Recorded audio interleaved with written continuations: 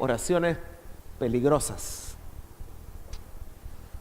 Una serie que se llama Intimidad, que me prospera. Debemos entender que Dios no tiene favoritos, pero sí tiene íntimos. Gente que está pegada al corazón de Dios, como Juan.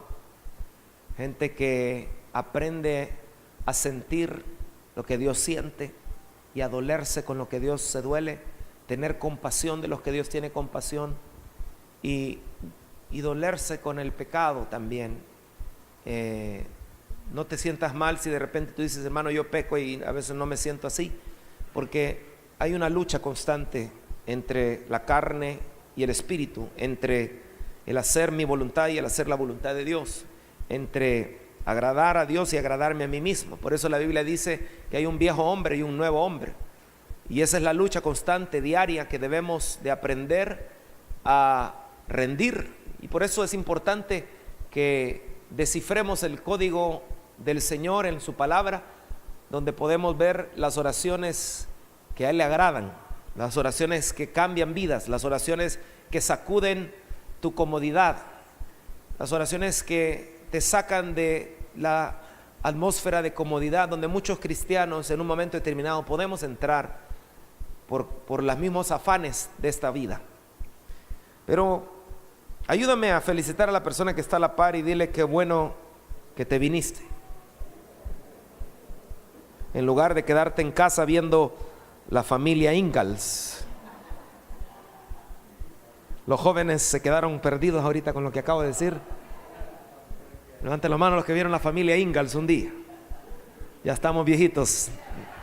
Sorry. Michael Landon, ¿se acuerdan de Michael Landon? Sí, ¿verdad? Michael Landon. Todavía me acuerdo. Tiene Isaías 56:7. Es que la daban los martes, ¿verdad? No era martes que la dábamos. ¿Se acuerdan, mi hermano? No, más o menos, ¿verdad? Bueno, Isaías 56:7, mire qué poderoso este versículo. Dice, los llevaré a mi monte santo de Jerusalén. Y mire qué dice, y los llenaré de alegría en mi casa de oración. Aceptaré sus ofrendas quemadas y sus sacrificios, porque mi templo será llamado casa de oración para todas las naciones.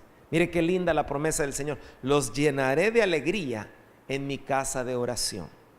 Debemos entender que el propósito del Señor al venir a la tierra fue salvarnos, no fue darnos alegría. Si el propósito máximo del Señor era darnos alegría temporal, y usted cree, venga Cristo y sus problemas acabarán y usted tendrá alegría para siempre, no es cierto, porque el Señor dijo, en el mundo tendréis aflicción. En lugar de decir en el mundo tendréis, si no hubiera dicho en el mundo, cree en mí, tendrás alegría. En realidad hay un gozo y hay una alegría, pero no es temporal, sino es eterna. Sin embargo, para aquellos que aprenden el secreto de la intimidad con Dios, de la oración, hay una promesa en Isaías que dice, los llenaré de alegría en mi casa de oración. Y esto es poderoso, mi amado hermano, porque la Biblia dice que nosotros debemos regocijarnos en el Señor siempre. Y dice Filipenses 4, otra vez os digo, regocijaos. Pero para mantener ese gozo, para mantener esa alegría, y cuando le hablo de alegría me refiero aún en medio de pruebas, aún en medio de problemas, aún en medio de adversidad, aún en medio de situaciones difíciles. La manera que Dios ha diseñado es tener una casa de oración. Y cuando habla de casa de oración dice, mi templo será llamado casa de oración. ¿Cuántos saben cuál es el templo del Señor? La Biblia dice que este cuerpo es el templo y morada del Espíritu Santo, y esta es la casa de oración. Cuando el Señor le volcó las mesas a los cambistas, les arruinó el negocio ahí, con el celo santo, Él hizo referencia precisamente a Isaías 56:7. Esta es la referencia que Jesús hizo, porque habían contaminado el templo y en lugar del propósito original, que era oración, lo habían convertido en un lugar de cambalache y donde había amor al dinero y engaño y ambición. Entonces esto es bien importante que lo entendamos, porque en nuestro corazón también puede haber amor al dinero en lugar de amor y pasión por Dios. ¿Y qué tiene, mi hermano, que a mí me gusta el dinero? Es que mi hermano, la Biblia no es que te guste el dinero. La Biblia dice que la raíz de todos los males es apasionarse por el dinero, caer en la ambición y la codicia. El dinero no es un fin. El dinero para un hijo de Dios sabe que es un medio. Cuando yo necesito dinero, Dios me lo va a traer. ¿Por qué? Porque mi fin no es el dinero. Jesús no andaba dinero. Cuando le cobraron el impuesto no andaba dinero. Pedro y Juan no andaban dinero. Cuando pasaron a la puerta de la Hermosa y encontraron un paralítico, no andaban pisto, pero tenían pistis. Usted sabe que la palabra pistis en griego es fe. La palabra pistis en griego significa fe. Entonces no tenían pisto, pero tenían pistis. Dijo, no tengo oro ni plata, pero lo que tengo te doy. En el nombre de Jesús, levántate y anda. Y ustedes saben que ellos tenían riquezas espirituales que son mayores que las riquezas temporales. Por eso Jesús, aunque no andaba dinero, le dijo a Pedro, ok, el dinero no es mi fin, ahorita va a ser un medio para no hacerlos sentir mal a ellos y aunque es injusto lo que están haciendo, yo no voy a devolver mal por mal, voy a enseñarles a devolver bien por mal.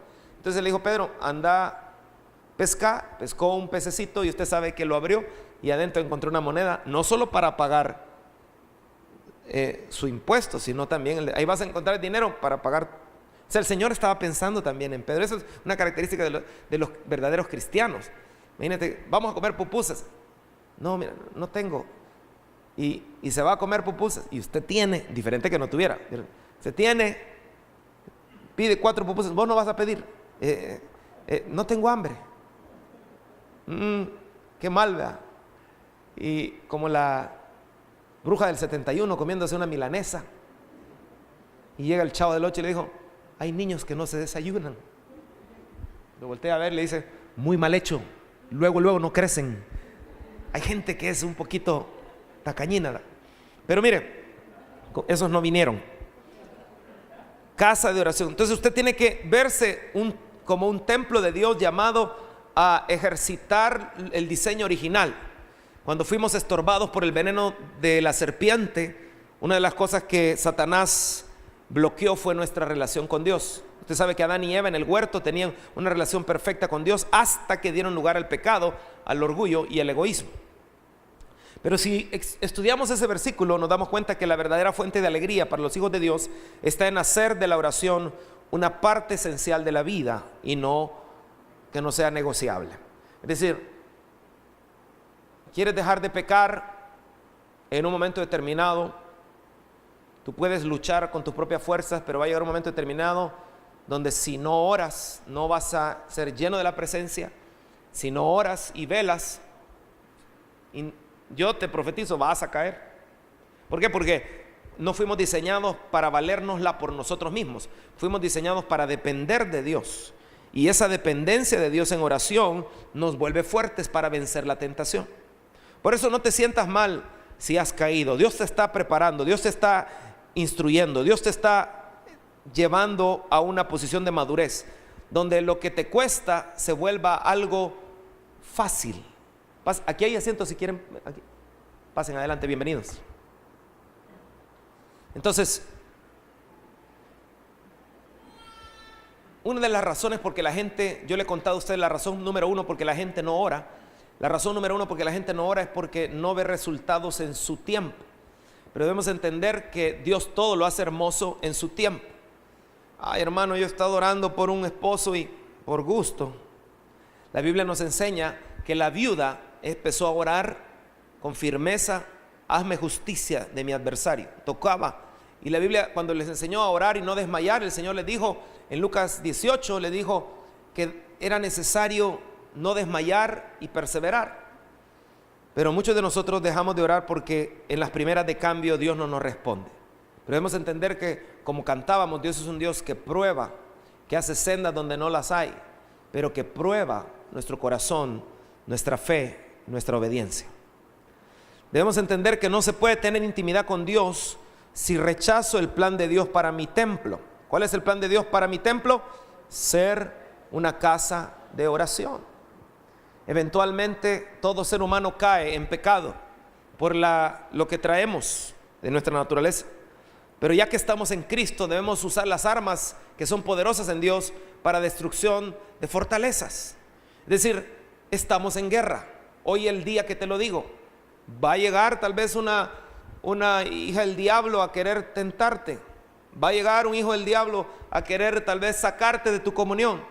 ¿Por qué? Porque mientras estemos en el mundo, hay un enemigo, hay una guerra, hay una lucha, hay una necesidad de ponernos la armadura todos los días. Hay una necesidad de entender que no se puede separado del Señor, porque si nos separamos del Señor es donde nos volvemos vulnerables. No nacimos para estar separados de Él, sino necesitamos depender en oración del Señor todos los días. Daniel entendió eso y oraba, no Daniel aquel, pero bueno también, ¿verdad? Pero Daniel oraba en la mañana, oraba al mediodía, oraba en la noche, y Satanás se enojó tanto que mandó a hacer, instigó e hizo que cierta gente pusiera una ley que era prohibido orar a otro Dios, que solo había que postrarse ante Nabucodonosor, me parece que era, o Darío.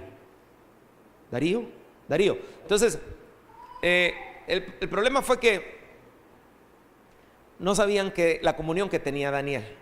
Cuando tú tienes comunión con Dios en oración, no te amedrenta lo que puede decirte cualquier hombre. Como decía David, no temeré lo que pueda hacerme el hombre, sino que sabes que el Señor controla el universo y que Él controla aún las mentes más perversas, y el peor diablo que pueda haber no tiene comparación contra el poder del Todopoderoso que está con todos aquellos que confían en Él. Entonces Daniel entendió eso, y él entendió, este templo es una casa de oración. Si tú no ocupas esta casa como casa de oración y el Espíritu Santo te mantiene lleno, si la casa está vacía, la Biblia nos advierte de otras cosas que pueden llenar este templo, porque este es un templo espiritual. O sea, esto fue diseñado para ser lleno del Espíritu Santo. Pero si no se llena del Espíritu Santo, hay otras cosas que van a llenar tu corazón, que la Biblia advierte. ¿Por qué hay una relación entre prosperidad e intimidad con Dios? Porque la verdadera prosperidad llega como consecuencia de perseguir diariamente la intimidad con Dios. Por eso es que va a costar. Lo bueno va a costar. Va a caer uno generalmente en la distracción de una pantalla, en la distracción de cosas de este mundo. Y no que esté mal hacer lo que Dios nos ha llamado a hacer, porque tenemos una asignación. El que es médico tiene que ser buen médico. El que es abogado tiene que ser un abogado no corrupto. El que es vendedor tiene que ser justo y no cobrar más de la cuenta. El que es un técnico, un ingeniero, tiene que hacer las cosas con excelencia, porque trabaja para Dios, no para el hombre. Pero al final debemos entender que independientemente de nuestra asignación en esta tierra, no podemos vivir divorciados de la comunión con Dios, porque la comunión con Dios diaria nos da la verdadera prosperidad. El primer versículo escrito de la Biblia dice lo siguiente: había una vez en cierto país llamado Uz un hombre muy bueno y honrado, siempre obedecía a Dios en todo y evitaba hacer lo malo. Se llamaba Job y era el hombre más rico en la región del este. Tenía 7 hijos y 3 hijas y muchos esclavos a su servicio. Además era dueño de 7,000 ovejas, 3,000 camellos, 1,000 bueyes y 500 burras. Le estoy hablando, ese es el primer versículo escrito de la Biblia. Lo primerito. Qué interesante que el primer versículo, porque este es el libro más antiguo, el primer versículo de la Biblia es la historia de un adorador, una persona que tenía intimidad con Dios y era próspero. Era el hombre más próspero, dice ahí, más rico en la región del este. ¿Y por qué dice usted que tenía intimidad con Dios? Mire lo que dice el versículo 5. Después de cada fiesta, Job llamaba a sus hijos y celebraba una ceremonia para pedirle a Dios que los perdonara cualquier pecado que pudieran haber cometido. Se levantaba muy tarde, para los que se les pega la colcha. Es que no me queda tiempo para orar. Pero si te desvelas jugando Dragon Ball Z. ¿Hay juego de Dragon Ball Z? Sí hay. Ese me la inventé. Iba a decir el de la pelota, ¿cómo se llama? Pokémon. Hay gente que se desvela jugando, pero cuando les dicen de orar, dicen, no me queda tiempo. Claro, son los que no vinieron. Pero mire, dice, celebraba una ceremonia para pedirle a Dios, él tenía comunión con Dios, que les perdonara cualquier pecado que pudieran haber cometido. Se levantaba muy temprano y le presentaba a Dios una ofrenda por cada uno de sus hijos. Job hacía esto pensando que tal vez sus hijos podrían haber ofendido a Dios o pecado contra él. Para Job esto era una costumbre de cada viernes. No, ¿verdad? ¿Cada cuánto tenía él intimidad con Dios? La primera historia de un ser humano en la Biblia que se fue escrita fue la historia de un hombre que tenía intimidad y era prosperado, tenía buena comunión con Dios. Pero ¿por qué se llevó el Señor a los hijos de Job si él intercedía por ellos?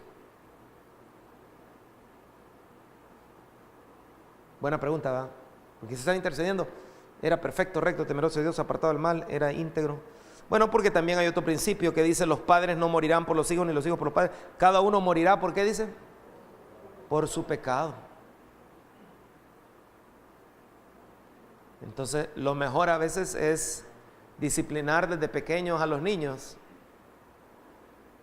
Y no, si tú solo dices, no, yo voy a orar por ellos, pero nunca los disciplinas, cuando es edad de disciplinarlos, obviamente. Ya tiene 18 años y tú vas a empezar a cinchasear desde entonces, hoy ya la regaste, ya se te va a correr bien rápido. Por eso, desde chiquitos. Pero ese es otro tema.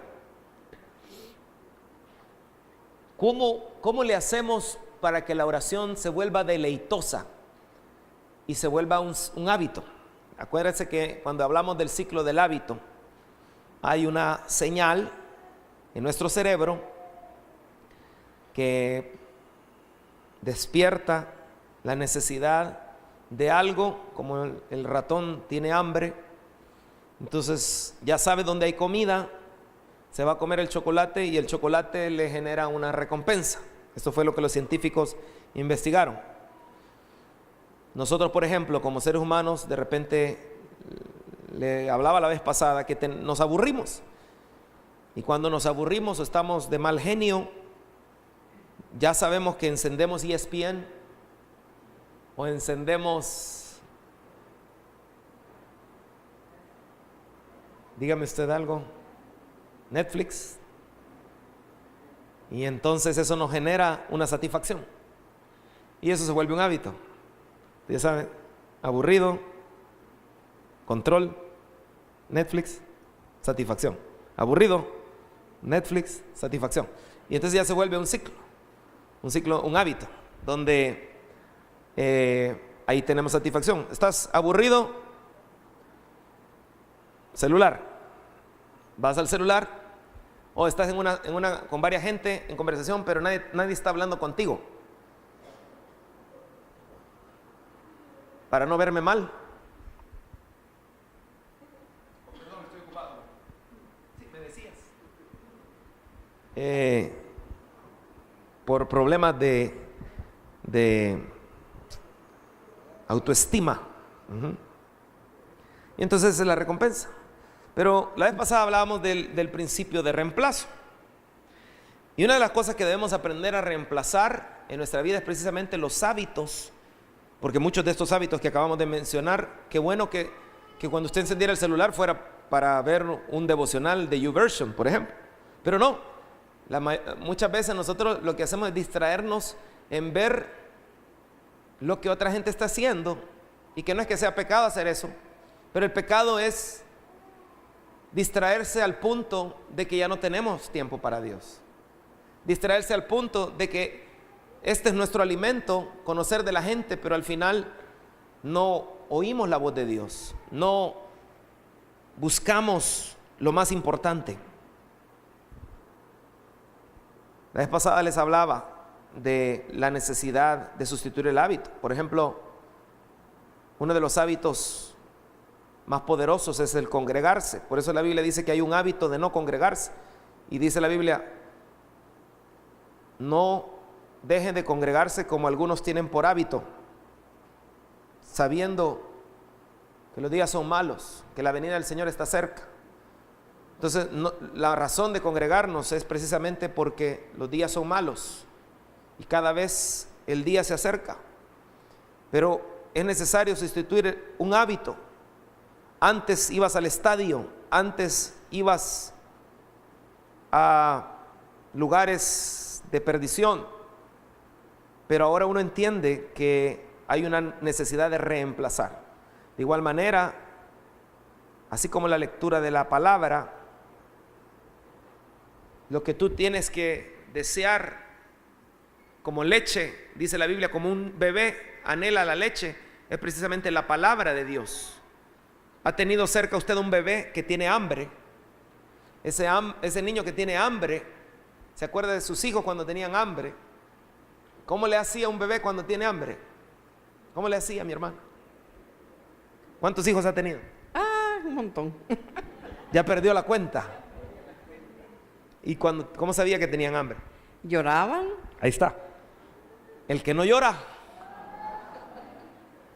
Pero sabe que la Biblia nos dice que nosotros debemos amar la palabra. Bueno, ahí está el bebé, ahí está la bebé, ¿verdad? Llora ella cuando tiene hambre. Cosa seria.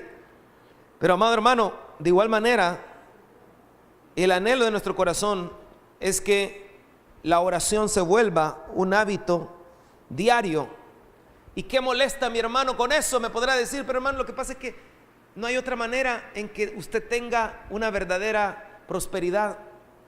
Que la verdadera prosperidad es una relación correcta con Dios. Y si usted aprende a reemplazar hábitos que no lo llevan a nada, por lo menos hablando de lo eterno, entonces usted la va a lograr hacer. La satisfacción más grande. Y por eso hoy vamos a hablar de oraciones peligrosas. El peligro de estas oraciones que vamos a hablar radica en el fuego del Espíritu que traerán a tu vida. Si tú asimilas estas oraciones, créeme que el fuego del Espíritu se va a encender poderosamente en tu vida. Las recompensas de ser casa de oración trascienden el ámbito natural. Una de las cosas que la oración logra en nosotros es desconectarnos de lo natural para conectarnos con lo sobrenatural. El Señor Jesús, cuando estaba en el Getsemaní, nos dejó una gran lección del poder de una oración peligrosa. Y la oración peligrosa del Señor, que es la primera que quiero contarte, fue cuando Él dijo: Padre, si no es posible que pase esta copa a menos que yo la beba, entonces hágase tu voluntad. ¿Qué había en esa copa? Había veneno. ¿Cuál veneno? El pecado suyo y el mío. Ahí estaba. Por eso, ¿cómo iba a querer tomar esa copa del pecado injustamente? Porque él no lo había cometido. Pero él a eso vino, a lo suyo vino. A los suyos no lo recibieron, pero él vino a su propósito, a su asignación. Y él dijo: Señor, está difícil esto, pero lo haré porque te amo. Entonces, ¿cuál es la primera oración peligrosa que quiero que nos memoricemos? Es: hágase tu voluntad. Y yo creo que note muy bien cómo el Señor lo hizo. Él no quería, y sabe, así como él no quería tragar ese pecado, no hay nada más poderoso que tú seas honesto con el Señor y le digas: Señor, si tu problema es hurtar, por ejemplo, hermano, no me ofenda. No, si usted no lo hace, ¿por qué se va a ofender? Pero ¿cómo va a querer que alguien en la iglesia va a robar? Bueno, la Biblia dice: el que robaba. ¿Y a quién le está escribiendo ahí? A la iglesia. Entonces significa que en la iglesia había gente. Bueno, un pastor me acaba de contar de que tenía una iglesia grande y tenía un cercano ahí, que de repente se perdió una laptop, se perdió un montón de cosas. Y él oró, él se puso a orar: Padre, revélame quién es. Porque el Señor ya le había mostrado, pero no tenía pruebas. Y le dijo: Señor, revélame quién es. ¿Y sabe qué pasó? Él se quedó tarde en su oficina esa vez, y cabal, cuando abre, lo ve a él saliendo con una laptop, otra laptop, y lo ve. ¿Qué estás haciendo?, le dijo. Y mire, terrible. Por eso, hermano, si una persona tiene un problema, porque puede tener, no es que robe, es cleptómano, digámosle así pues.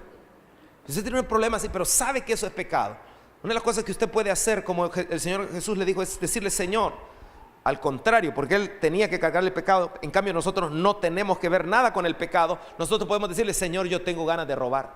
Señor, yo tengo ganas de fornicar. Señor, yo quiero adulterar con esa vieja.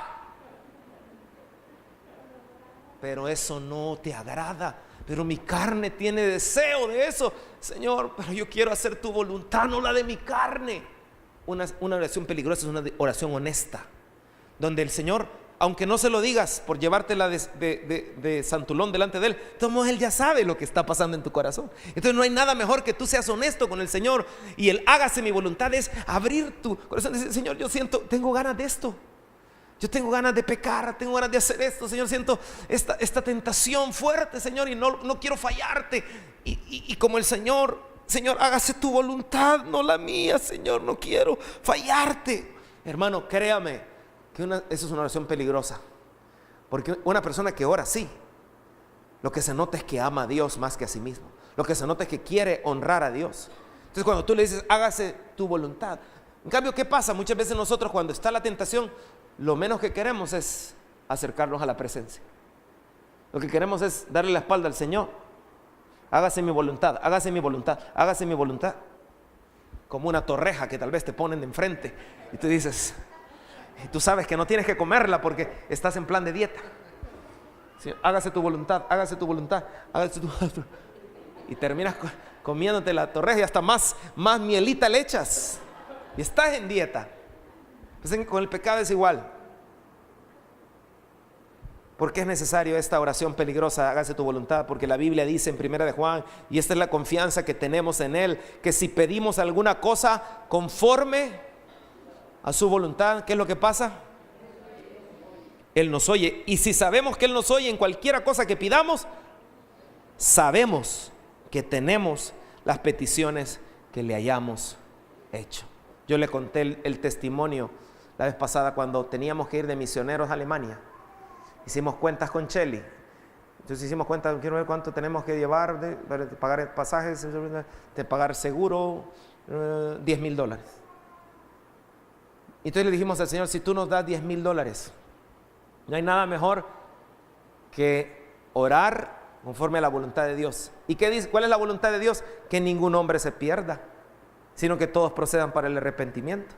Por eso, oye bien el día que te lo digo. Si tú dices: yo no tengo $6 para darle a Madeline para eso, te garantizo que si tú le pides a Dios $6 y le dices: lo quiero, o le puedes decir: dame $60 porque quiero llevarle a Madeline 10 paquetes. Hoy apunta el día que te lo digo, milagrosamente te llegarán $60 y sabrás que la voluntad de Dios es que proveamos al necesitado. Y como eso está en la Biblia. Entonces a nosotros nos pasó con mi esposa, necesitaba, y Dios nos había hablado de ir, y fuimos. Y yo le he contado la historia, no me voy a detener porque usted ya la sabe, ¿verdad? Que Dios nos proveyó milagrosamente $10,000. Dios movió y usted le contó a alguien quizás, hermano. Solo mi esposa, Dios y su servidor sabíamos, nadie más. Explíqueme usted cómo fue eso, con la cantidad exacta. Ahora, si lo hizo conmigo, le tengo buenas noticias. Yo no soy mejor que usted. Yo no soy más hijo de Dios que usted. Dios, la voluntad de Dios es que tú te mueras de hambre. ¿Es eso la voluntad de Dios? No hay justo desamparado, ni su simiente que mendigue pan. ¿Lo cree? ¿Lo cree? Levanta la mano los que lo creen. Entonces, ¿por qué se aflige? ¿Cómo que no lo cree? ¿Verdad? Si me aflijo. Bueno, sigamos hablando. Número 2, mire. Examíname, oh Dios, y sondea mi corazón. Ponme a prueba y sondea mis pensamientos. Esta es una oración peligrosa. Cuando tú le dices al Señor: examíname y sondea mi corazón.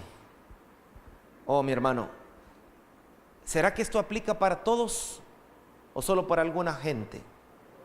No, mi hermano, mi abuelito tenía un buen corazón. No, mi abuelita, viera qué buen corazón, qué dadivosa era ella. ¿Será que hay gente de mal corazón y gente de buen corazón? ¿Ah? ¿Qué dice la Biblia al respecto? Jeremías 17:9 dice: el corazón humano es lo más engañoso que hay y extremadamente perverso. ¿Quién realmente sabe qué tan malo es? Pero yo, el Señor, investigo todos los corazones y examino las intenciones secretas. A todos les doy la debida recompensa según lo merecen sus acciones. Alguien decía: me están pasando factura, decía. La verdad es que no es que tenga un buen corazón. Si eres humano, tu corazón es engañoso, tu corazón es perverso. Pero gracias a Dios por su Espíritu Santo, gracias a Dios por el Espíritu de Cristo, gracias a Dios por su palabra, que nos hacen, la palabra es un espejo donde nos podemos ver y arrepentir de nuestro mal corazón. Pero no hay nada más poderoso que le digas al Señor: examíname y sondea mi corazón. ¿Por qué? Porque cuando estás en intimidad con Dios y le dices: examíname, Señor, y sondea mi corazón, el Señor saca a luz, saca a flote las cosas que no están bien en el corazón. Uno de los problemas más serios de nuestro corazón es la mentira. ¿Conoce usted a alguien mentiroso? La peor mentira que uno hace, se las hace uno a uno mismo. No, hombre, si solo unas cervecitas me voy a tomar, ¿qué tiene de malo? Si la Biblia no dice nada, ahí no dice nada. Ya vas con la segunda. Una no es ninguna. Tercera. Tres. No tiene nada de malo. Y se miente a sí mismo creyendo que puede dominarlo. O dice: no, mi hermano, yo no soy orgulloso. Orgulloso yo. ¿Y yo qué culpa que sea mejor que toda esta bandada de gente? ¿Qué culpa? El peor, nuestro corazón engañoso. Y eso es lo triste, mi hermano, que por eso seguimos de necios cayendo y cayendo, porque nosotros nos mentimos a nosotros mismos. Aquella que dice: no, mi hermano, yo chismosa, chambrosa. No, mira, como chambroso yo, ¿cómo va a creer, hermano? Lo que pasa es que ¿cómo van a saber orar como conviene si no saben de lo que adolece el hermano? Yo les ayudo para que su oración sea más efectiva. ¿Cuál? Dar poniendo en mal a los hermanos, eso les gusta. En otras iglesias, no aquí obviamente. Pero el corazón es engañoso, mi hermano. ¿Sabe? Hay gente que sirve a Dios y porque sirve a Dios se cree que tiene derecho de pecar. Hay gente que, no sé si a usted le ha pasado, Satanás lo ataca a uno también. Recién usted ha servido, de repente ha visto la gloria de Dios y hay como una sensación de satisfacción. Y entonces en esa sensación de satisfacción es peligroso, porque el corazón engañoso nos hace creer que merecemos por lo que hemos servido al Señor, cuando en realidad ni usted ni yo merecemos nada. Todo lo que tenemos es por gracia y por la sangre del Cordero de Dios que quitó el pecado, pero no es por nuestras fuerzas. Por eso, si tú sirves, entiende que servimos porque somos esclavos por amor al Señor. Antes éramos esclavos al pecado, pero ahora somos esclavos por amor al Señor. Y no hay nada más justo que poner mi vida a su servicio, porque si tengo un talento para algo es porque Dios me lo ha dado. Y la Biblia dice: al Señor tu Dios adorarás y a Él solo servirás. Si le sirvo es porque no tengo necesidad de servirle, porque estoy agradecido, como el leproso que fue sanado y que regresó al Señor. Entonces, mi amado hermano, el corazón. Por eso es importante cuando tú ores, le digas: hágase tu voluntad, que rindas tu voluntad. Pero también le digas: Señor, examina mi corazón. Yo mismo me puedo estar engañando, yo me estoy diciendo mentiras de que estoy bien, cuando en realidad no estoy bien, Señor. Todavía tengo, Señor, deseos que no son dignos de un hijo tuyo, Señor, pero yo quiero que cambies esto. Muéstrame mi corazón, revélame mi corazón. No quiero engañarme a mí mismo, porque ciertamente tú no puedes ser burlado, Señor. Y si estoy sembrando para la carne, voy a cosechar corrupción, pero si siembro para el Espíritu, voy a cosechar vida. Y por eso la historia de Amasías me llamó la atención porque Amasías tenía 25 años, era un joven como usted o como yo, cuando subió al trono, y algunos años más, unos años menos, y reinó en Jerusalén. ¿Cuánto reinó? 29 años. Su madre se llamaba Joadín. Si tiene una hija le puede poner así. Joadín. No le ponga así mejor. Y era de Jerusalén. Pero mire qué tremendo. Amasías hizo lo que era agradable a los ojos del Señor. ¿Cuántos quieren hacer lo que es agradable a los ojos del Señor? Pero había un detalle. Hizo lo que era agradable, pero no de todo corazón. ¿Cuál es la única manera de amar a Dios?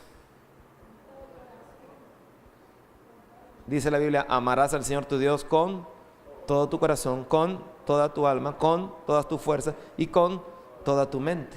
Aún el problema en la iglesia es que hay muchos amasías.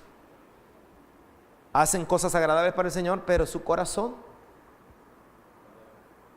está lejos, no está completo, está dividido: mundo, presencia, carne, espíritu. Comienza en el espíritu, pero termina en la carne. Hay una separación ahí, y estamos entre Camagua y elote. Estamos entre Guatemala y Guatepeor.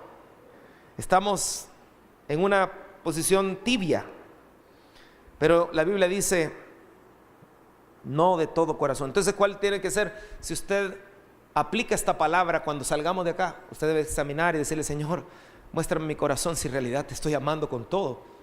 Por eso con Youth no se pierde este viernes la continuación de Ámalo con todo, la serie Ámalo con todo. Véngase a nuestra casa, ahí con Cheli, aquí en Piedras Verdes, número 19. Ahí lo esperamos a las 7:30 de la noche. Dios mediante va a llegar también, ya ese día viene Kerim, ese día lo van a traer al aeropuerto a las 7, así que Dios mediante va a compartir con ustedes si llega a tiempo. Pero por favor, examinemos y pidámosle al Señor: Señor, muéstrame mi corazón, examina mi corazón. Atrévase a decirle al Señor: muestra lo que hay en mi corazón.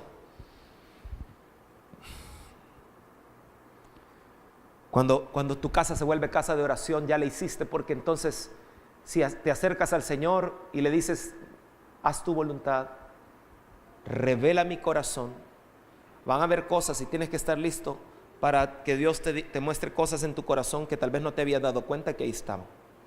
A veces Dios te muestra que hay orgullo. A mí me pasó.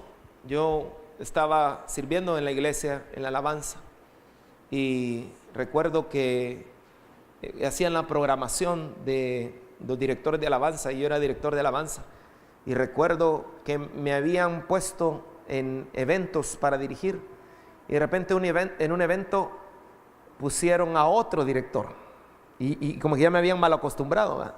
Cuando pusieron a otro director: Señor, yo vengo más temprano que él no viene a todos los cultos, yo estoy en todos los cultos.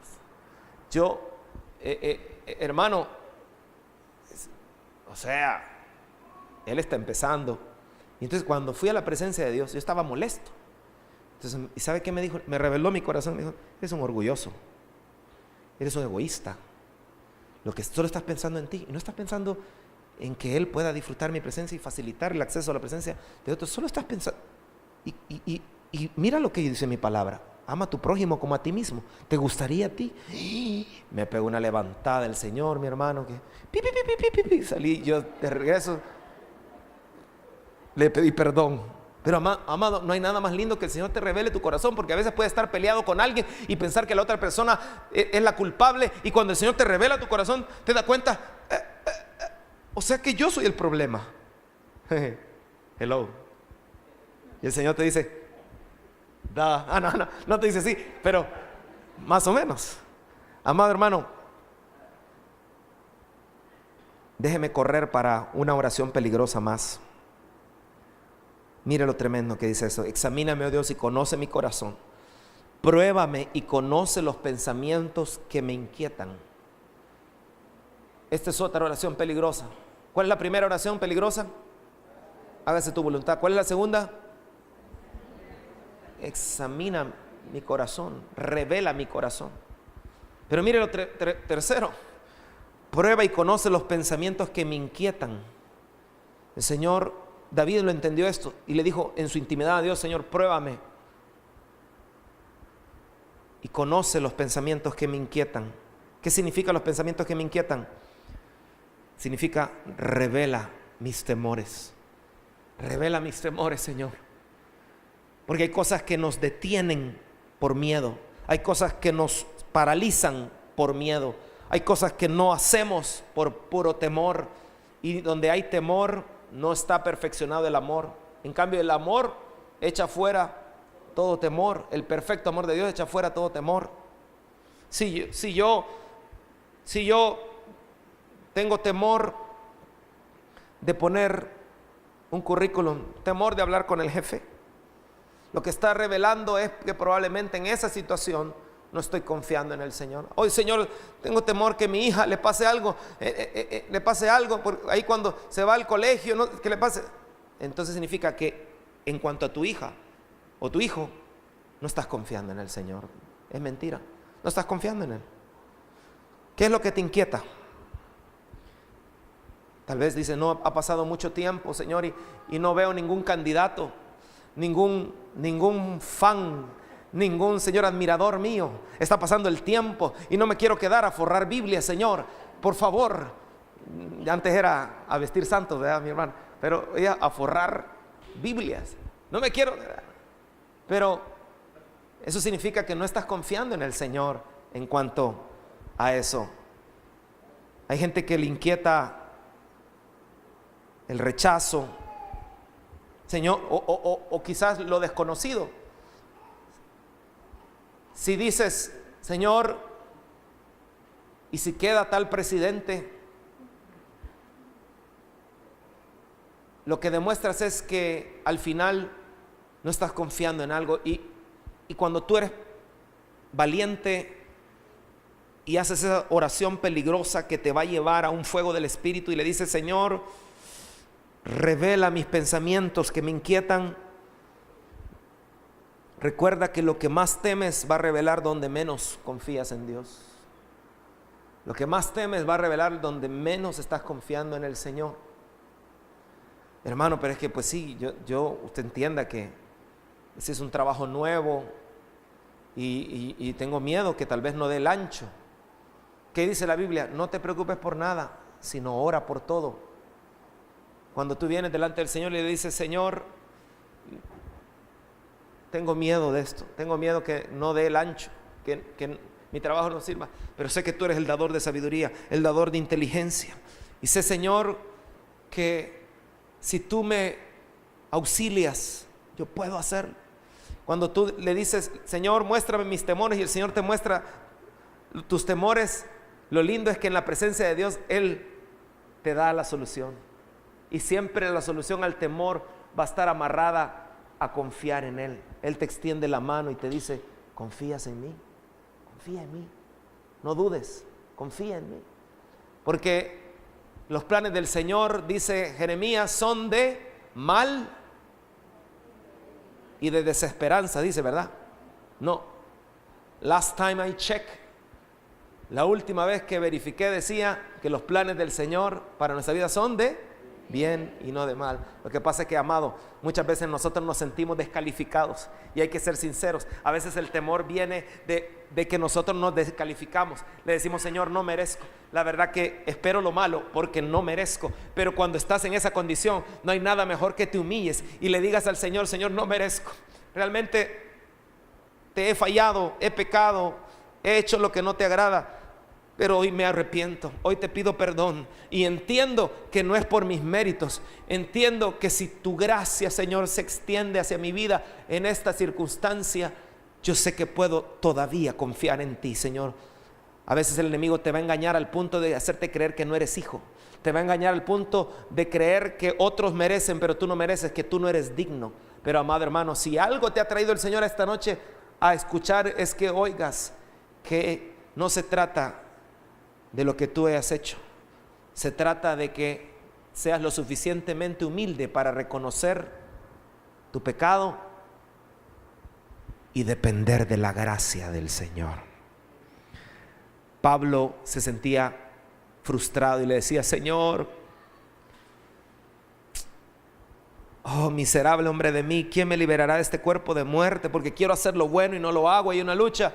Y el Señor en el aguijón de Pablo le decía: bástate mi gracia, porque mi poder se perfecciona en tu debilidad. De tal manera que cuando eres débil, yo soy fuerte.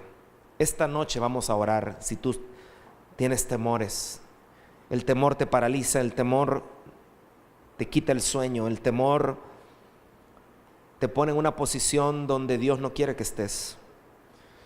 Pero es que, hermano, no merezco. Entonces, si no mereces, lo que tienes que hacer es pedir perdón y recibir el perdón de Dios sincero, con fe, por la sangre, no por tus méritos, por la sangre. Porque si alguno ha pecado, abogado tiene para con el Padre a Jesucristo el justo. Y entonces, si has recibido eso, depender de su gracia. Decirle: Señor, voy a confiar en ti plenamente. Voy a confiar, no importa lo que pueda venir. Job decía: porque el temor que me espantaba me ha venido y me ha acontecido lo que yo temía. Porque Job precisamente expresaba su temor y el temor lo gobernó. A pesar de ser un hombre perfecto delante de la presencia de Dios, aún Job tenía temores. Pero no hay nada mejor que el Señor te revele lo que hoy te está inquietando. El Salmo de David, cuando mudó su semblante delante de Abimelech, me encanta porque dice: bendeciré a Jehová en todo tiempo. Su alabanza estará a veces, no dice así, estará de continuo en mi boca. En Jehová se gloriará mi alma. Lo oirán los mansos y se alegrarán. Engrandeced a Jehová conmigo y exaltemos aún a su nombre. Busqué a Jehová y él me oyó y me libró de todos mis temores. No hay nada mejor para salir de todo temor que buscar a Jehová, buscar su rostro, buscar su presencia, meterse con Dios, tener una vida de intimidad, darle lugar al hábito de la oración, de la lectura de la palabra. No sabe qué poderoso es cuando alguien, por ejemplo, hoy ya existe la Biblia hasta en audio. Haga la prueba una semana si quiere, escuche la Biblia. Puede poner YouVersion, ahí están varias versiones en audio. Usted pone en audio y empiece a oír promesas, empiece a oír la palabra, empiece a llenarse. Curiosamente, cuando usted oye la palabra, no solo la lee, al oírla puede extenderse un poco más que si solo la lee. Pero cuando usted se llena de palabras, de las promesas del Señor, cuando usted oye su voz, el Señor lo libra de todos sus temores. Hay una promesa del Señor de eso. Y finalmente,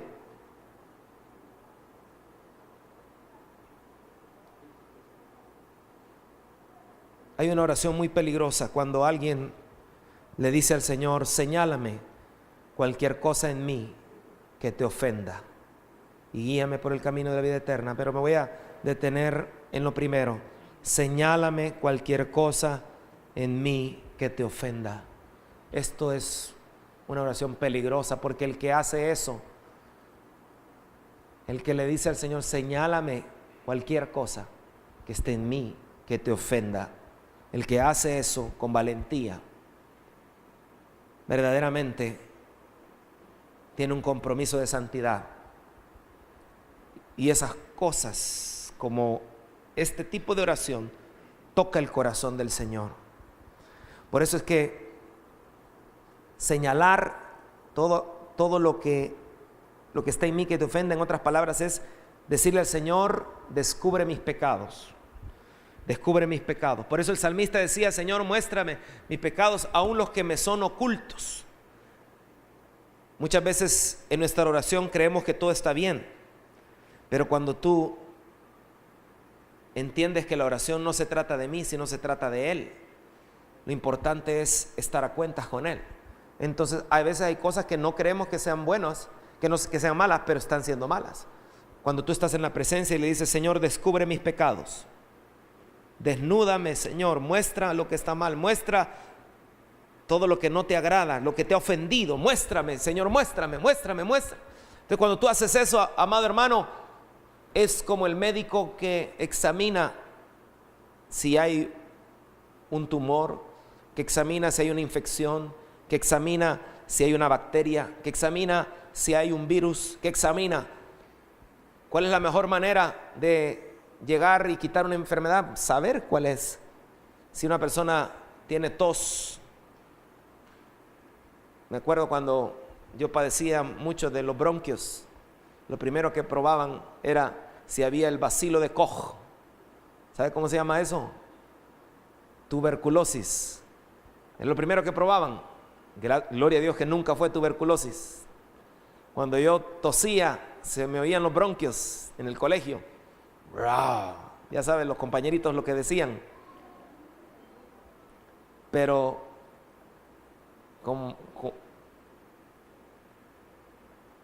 como hijo de Dios, usted debe decirle al Señor: Señor, muéstrame los pecados, aún los que me son ocultos, como decía el salmista.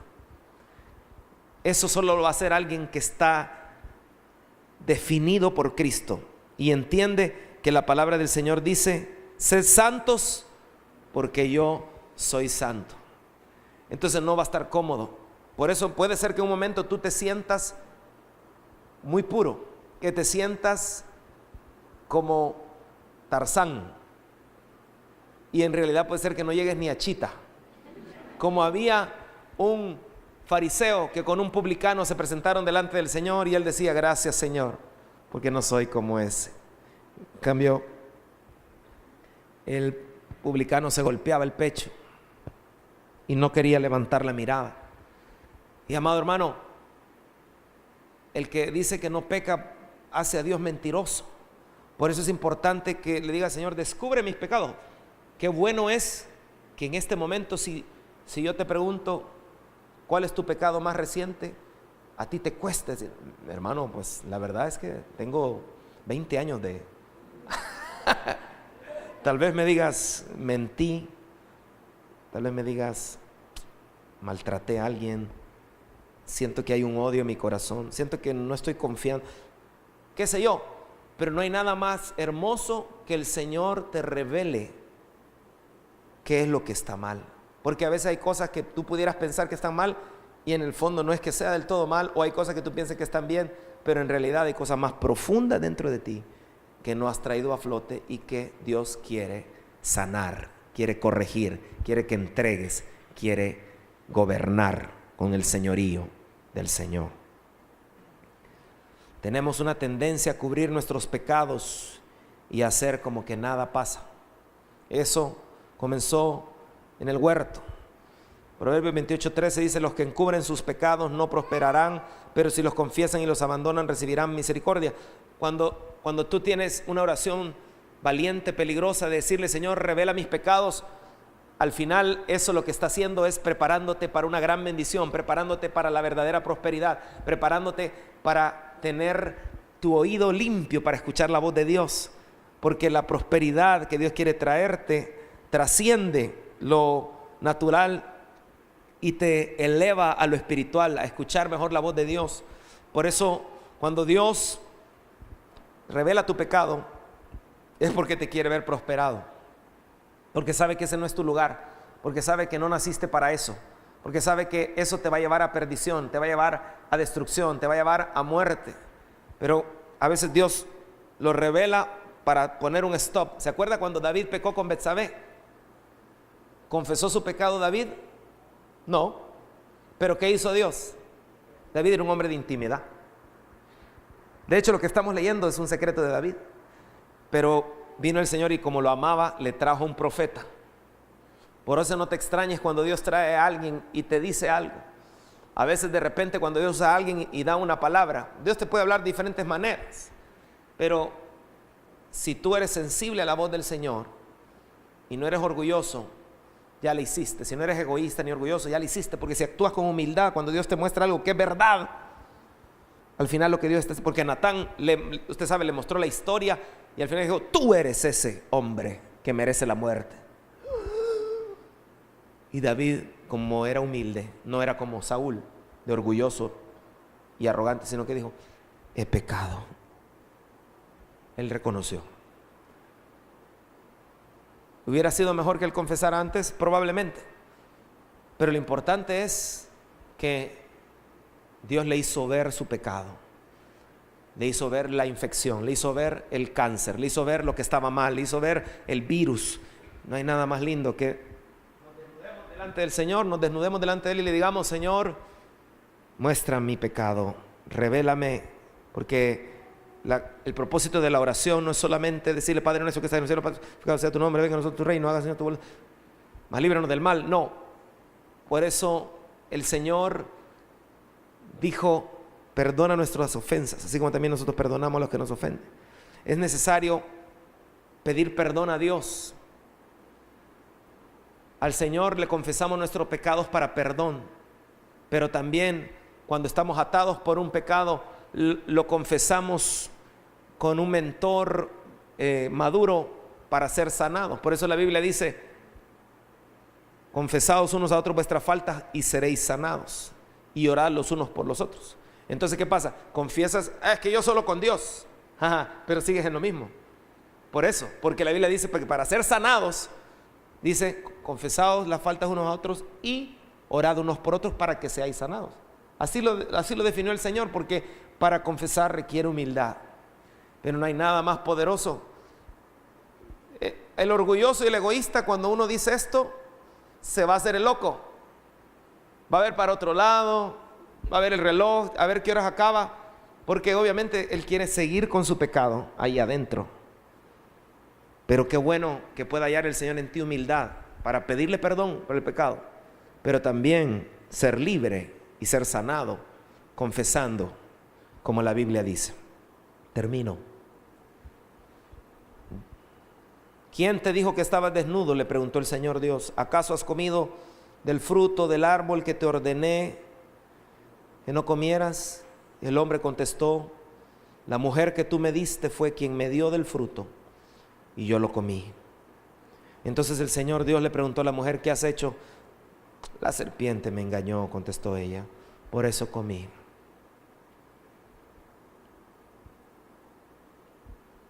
¿A dónde me pongo más a la defensiva?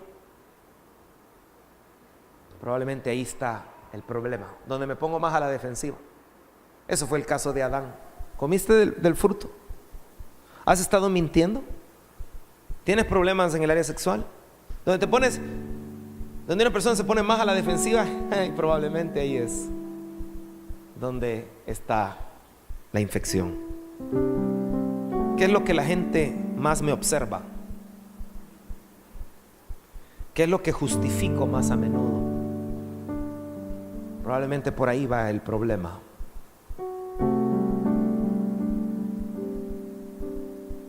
El Señor viene por una iglesia, Él viene pronto, una iglesia sin mancha y sin arruga. Ciertamente vengo en breve, dice el Señor. Y es tiempo de ubicarnos como casa de oración delante del Señor. Puedes optar por no hacerlo, pero después no te preguntes por qué tu vida no tiene cambios y sigue lo mismo. Pero hoy el Señor nos ha hablado claramente. Dios quiere que entres en una relación con Él, que se vuelva un hábito, que se vuelva un deleite. No hay nada más hermoso que en tu amor por Dios tú le digas: Señor, no me gusta orar, pero quiero que la oración se vuelva un deleite en mi vida. Sé que yo necesito esto. Sé que yo nací para esto. Sé que la oración no es una opción. Sé que tú dijiste: mi casa será llamada casa de oración, pero soy haragán, no me gusta orar. Dile, sé sincero con el Señor, sé honesto con Él y dile: ayúdame, Señor, a que se vuelva un deleite para mí el platicar contigo, el hablarte mis cosas más íntimas y que tú me hables la realidad de lo que hay en mí. No quiero vivir engañado con superficialidad en mi relación contigo. Quiero ser profundo, genuino. Cierra tus ojos. Dile al Señor: Señor, yo quiero ser valiente para orar oraciones peligrosas que permitan que el fuego de tu Espíritu, Señor, arda en mi corazón, porque para esto naciste, para esto nací, Señor. nada más hermoso, Señor, que ubicarme en tu voluntad. Por eso en esta preciosa noche, Señor, comienza a decirle: Señor, hágase tu voluntad. Señor, ayúdame a buscar tu voluntad y no la mía.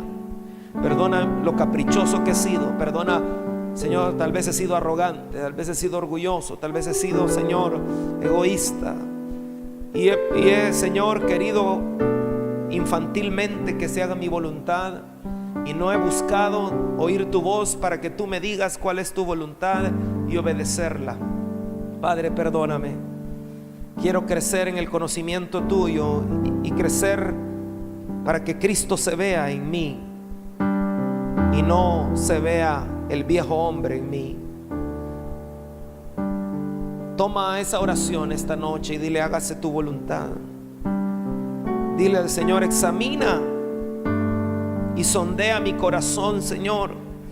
Examina mi corazón, porque es engañoso.